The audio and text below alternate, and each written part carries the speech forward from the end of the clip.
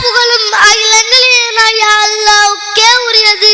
சாந்தியும் சமாதானமும் இறை தூதர் முகமது நபி ஸல்லல்லாஹு அலைஹி வஸல்லம் அவர்கள் மீதும் அவர் குடும்பத்தார் தோழர்கள் மீதும் குறிப்பாக இங்கு ஒன்று சேரிருக்கிற அனைவர் மீதும் உண்டாகட்டுமாக. கண்ணியத்திற்குரிய சகோதர சகோதரிகளே, இன்று நான் உங்கள் முன் பேச எடுத்துக்கொண்ட தலைப்பு சொர்க்கத்திற்கு தகுதியானவர்கள். அன்பானவர்களே, இந்த உலக வாழ்க்கை மிகவும் குறுகிய ஒன்றாகும். மனிதன் எவ்வளோ பெரியவனாக இருந்தாலும் எவ்வளோ செல்வம் சேர்த்து வைத்தாலும் ஒரு நாள் இந்த உலகத்தை விட்டு பிரிய வேண்டியது நிச்சயம். ஆனால் அதற்கு பிறகுள்ள வாழ்க்கை தான் நிரந்தரமான வாழ்க்கை. அந்த நிரந்தரமான வாழ்க்கையில் யார் வெற்றி பெறுகிறார்களோ அவர் தான் உண்மையான வெற்றியாளர். அல்லாஹ் தனது நல்லடியார்களுக்காக தயார் செய்து வைத்திருக்கும் மிகப்பெரிய பரிசு சொர்க்கம். அங்கே கவலை இல்லை, துக்கமில்லை, துயரமில்லை, கஷ்டமில்லை, நோய் இல்லை, பிரிவில்லை, என்றென்றும் மகிழ்ச்சி மட்டுமே.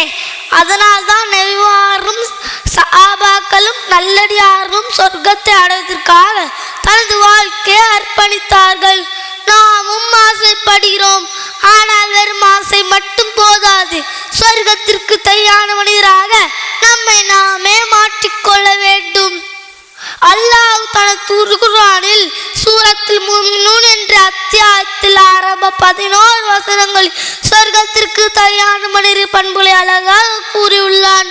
முதலாவதாக தொழுகையில் பணியுடன் இருப்பவர்கள். ஒரு முஃமின் தொழுகையை சாதாரண விஷயமாக பார்க்க மாட்டான். அது அல்லாஹ்விடம் பேசும் நேரம் என்று புரிந்து கொண்டு பயபக்தியோடு தொழுவான். மனம் அலைப்பாயாமல் கவனத்துடன் தொழ முயற்சி செய்வான். இரண்டாவதாக வீணானவற்றை புறக்கணிப்பவர்கள். இன்றும் பல பேர் நேரத்தை வீணான விஷயங்களுக்கு வீணடிக்கிறார்கள். ஆனால் சொர்க்கத்தை விரும்பும் ஒரு முஸ்லீம் தேவையற்ற பேச்சு, சண்டை, பாவமான செயல்களை விட்டு விலகி இருப்பான். மூன்றாவதாக சகாத் கொடுப்பவர்கள்.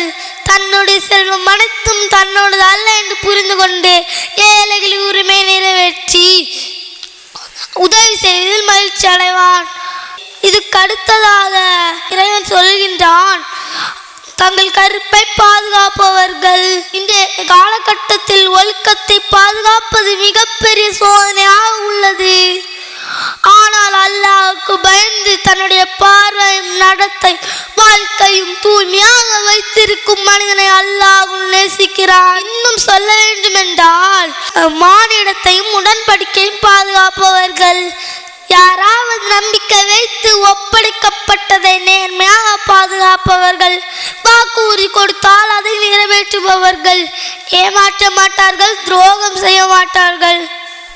இறுதியாவதாக தொழுகையை பேணுபவர்கள். தொழுகை நேரத்தில் தொழுவது, அதை அலட்சியம் செய்யாமல் பாதுகாப்பது, இது ஒரு உண்மையான முஃமினின் அடையாளங்கள். இந்த பண்புகள் எல்லாம் கூறிய பிறகு அல்லாஹ் என்ன சொல்கிறான் என்று தெரியுமா? இவர்கள் தான் சொர்க்கத்தின் வாரிசுகள்.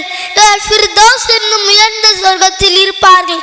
அங்கே அவர்கள் நிரந்தரமாக இருப்பார்கள். எனவே அன்பானவர்களே, சொர்க்கம் என்பது வெறும் கனவல்ல, அதை முயற்சி செய்பவருக்கு அல்லாஹ் தரும் மிகப்பெரிய வெகுமதி. எனவே தொழுகை சீர் செய்வோம், ஒழுக்கத்தை பாதுகாப்போம், நமது வாழ்க்கை அல்லாஹ்வுக்கு பிடிச்சதாக மாற்றுவோம். அல்லாஹ் நம் அனைவருக்கும் ஃபிர்தௌஸ் என்னும் உயர்ந்த சொர்க்கத்தை ஆக்கி அருள்புரிவான் என்று கூறிய உரையை முடித்துக் கொள்கிறேன். அஸ்ஸலாமு அலைக்கும் வரஹ்மத்துல்லாஹி வபரகாத்துஹு.